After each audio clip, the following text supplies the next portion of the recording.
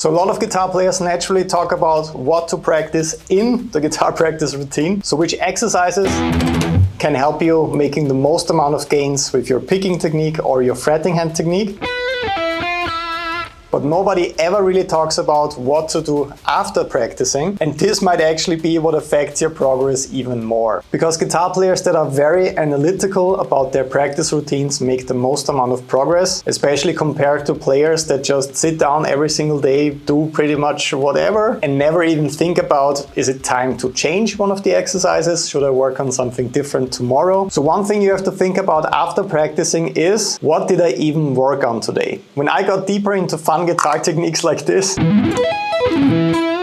I kept a practice journal where I always wrote down the exercises I worked on, which BPM steps I worked on, what was kind of easy for me, what was very difficult and challenging for me. And of course I didn't write it down while I was practicing. I wrote it down after, which really helped with thinking about, did I actually make some progress today? What did I even work on? And the second thing you can immediately do after you finish that is think about, what will I work on tomorrow? Because you don't want to get stuck in this loop of working on the exact same exercises every single day. That's something that will have a really negative impact on your progress. The third thing you should think about is, how often did I actually practice these exercises that I worked on today? Once again, if the answer is like a month, it might be time to switch out the exercises, especially if you feel a bit comfortable playing them already. So don't be afraid to challenge yourself, switch out your exercises at least every single week. You can still put some of them that you find very useful back into your routine at a later point, but switching things up is incredibly important, and people always lose track of how often they already work on some exercises if they don't write it down or at least think about it after their practice sessions. The fourth thing you have to think about is, did I just improve technically, or did I actually become a better guitar player, at least incrementally, over the last couple of practice routines? Because it's one thing to just mechanically drill the chromatic scale, for example,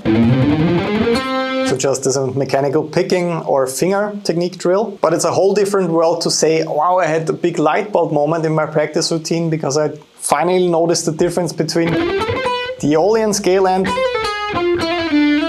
the harmonic minor scale in the same position. So after each session you definitely want to think about, did I even include some useful music theory, or was I just drilling mechanical exercises? Because remember, our goal is becoming a better guitar player overall and not just becoming better at playing the same 4 exercises. Fifth topic concerns speed. Did I actually challenge myself enough? Did I break through my comfort zone, or am I stuck playing at the same BPM level every single time I pick up a guitar? So in your practice journal, if you see that you play the exercises at the exact same tempo all the time, that means you're stuck in your comfort zone. It just feels nice to play something that you can already play and it sounds pretty good. But be critical and challenge yourself to push beyond your comfort zone. You want to sound sloppy in your routines. That's the way to do it, and that's the way to push forward. Once again, something that's much easier to analyze if you're actually writing a journal. Kind of hard to know that if you're just practicing randomly every single day. Topic number 6 is all about fretting hand control. So you definitely want to think about your fretting hand technique after every single practice routine. The reason why it's important to think about that after practicing is, I want you to think about, am I feeling sore? Is there some pain in my wrist or in my fingers? Because that's an indicator that your grip is too tight, or that there's too much movement when you're practicing or playing through your exercises, which might make your fretting hand feel exhausted or cramped up a little bit. So after your practice routines, always reflect on your fretting hand technique. If there's some tension, if there's some fatigue, it means that you're gripping too hard, so you want to try to reduce your grip in tomorrow's practice session. Topic number 7, the same thing also goes for your picking technique. After every single routine, you want to analyze if there's any kind of pain or weird burning sensation right here. That might mean you're working too much from your entire arm or from your shoulder. Some players even have shoulder pain when they work on extensive downstroke routines, or also fast alternate picking routines, of course. So also make sure to analyze that after every single routine. Is there any kind of pain, burning sensation? If yes, you're most likely working with your entire arm when you actually want to focus on just working with your wrist. By the way, if you feel like you're struggling with some of the techniques I'm showing to you in this video, you might have developed some bad habits with your playing by simply practicing alone, with nobody in the room telling you, hey, that's not the best way of holding the pick, or your alternate picking movement looks completely wrong because of your shoulder shoulder or elbow placement. Allow me to help you with that. You can become my personal guitar student by just clicking the link down below, patreon.com/Bernd. That's my online guitar academy. You will get immediate access to all of my premium guitar technique courses. You'll get an awesome step-by-step practice routine right after joining. And that will help you with taking your technique to a world-class level in just a couple of weeks of practicing. So if you're serious about all this, just click the link down below, become my student for real. But for now, let's continue. Topic number 8 concerns the sounds that you are using. You also definitely want to log that, because a lot of guitar players make the mistake of just practicing with a clean tone, which makes sense on paper. It's the most transparent kind of tone that you can use. You can hear all the little details of your hand synchronization, like am I really in sync when I'm playing like this? Is every single note that I'm picking in sync with the note that I'm fretting? But you definitely need more variety, because with a clean tone you can't really hear the string noise, all of this annoying stuff, which is the reason why I also very often practice with a distorted tone like this. On paper, that's a little bit quote-unquote easier because it's a more saturated tone. It gives you a bit more freedom. If you use too much distortion or especially compression, you might fool yourself into thinking you're better than you actually are. But once again, what you will hear is a lot of that string noise when you're practicing with distortion, and it will make it easier for you to identify where it's coming from. Is it from your picking hand fingers rubbing against the strings, or from some unwanted hammer-ons and pull-offs? So also keep track of which sounds you're working with. Are you only practicing with a clean tone, or did you practice with distortion a couple of times in your routine this week? Topic number 9 is keeping track of the techniques you actually work on, because a lot of players only work on like alternate picking for months and months and never include any other techniques. But in a practical context, when you're playing a solo, you will find yourself switching from sweep picking like this